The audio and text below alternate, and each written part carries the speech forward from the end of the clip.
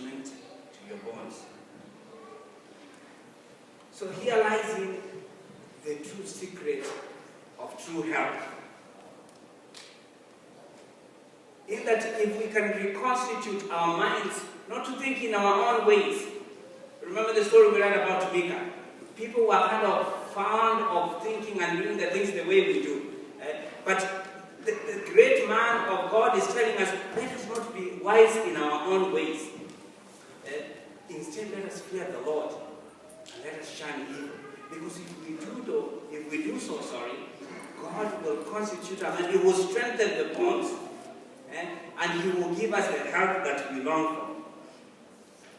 If we anticipate a life of vitality, void of the worldly ills and the daily penitences, we will first seek to transform our minds. We will seek to have our attitudes changed to those that are of higher heights. And what better way there is to express this than what the psalmist does in Psalm chapter 91. This is one of the few other texts that I want us to read, and then we will conclude.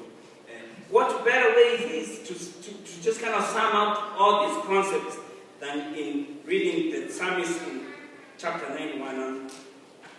I'm going to read it for you guys very quickly. It says this: whoever who dwells in the shelter of the Most High will rest in the shadow of the Almighty.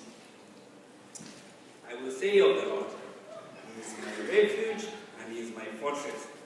For my God in whom I trust, surely He will save you from the fowler's snare and from the deadly pestilences. He will cover you with His feathers, and under His wings you will find refuge. His faithfulness will be your shield and rampart. You will not fear terror or night, nor the arrows that flies by the day, nor the pestilences that stalk in the darkness, nor the plague that destroys at midday. 1,000 may fall at your side, but 10,000 at your right hand, but it will not come near you. You will only observe with your eyes and see the punishment of the wicked. If you say the Lord is your refuge, you make the Most High your dwelling.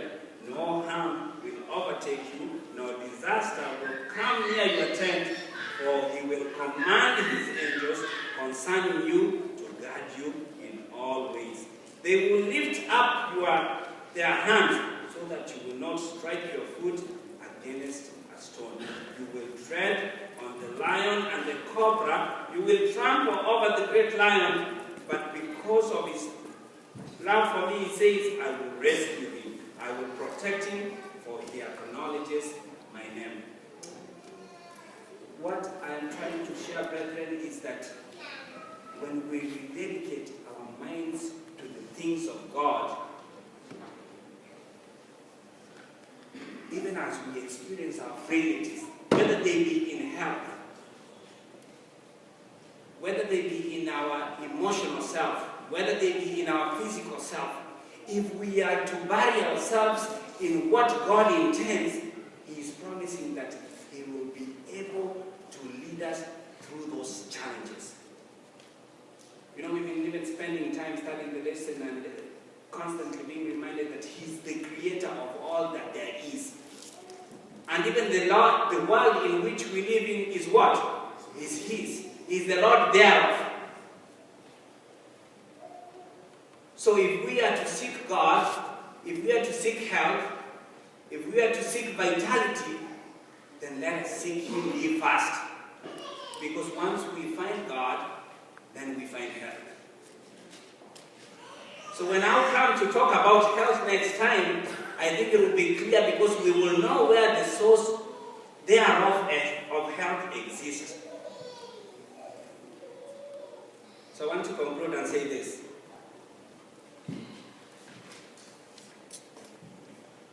The Lord, our God, is the essence of every aspect of our life. If we are to pursue health, let us pursue God. Because if we find God, we find health. and help on time.